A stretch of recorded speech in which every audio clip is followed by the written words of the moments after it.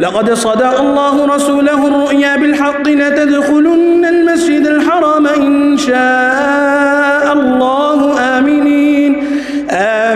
محلقين رؤوسكم ومقصرين لا تخافون فعلم ما لم تعلموا فجعل من دون ذلك فتحا قريبا هو الذي أرسل رسوله بالهدى ودين الحق ليظهره على الدين كله وكفى بالله شهيدا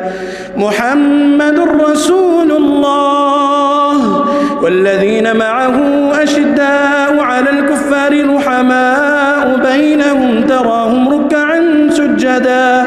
ركعا سجدا يبتغون فضلا من الله ورضوانا سيماهم في وجوههم من أثر السجود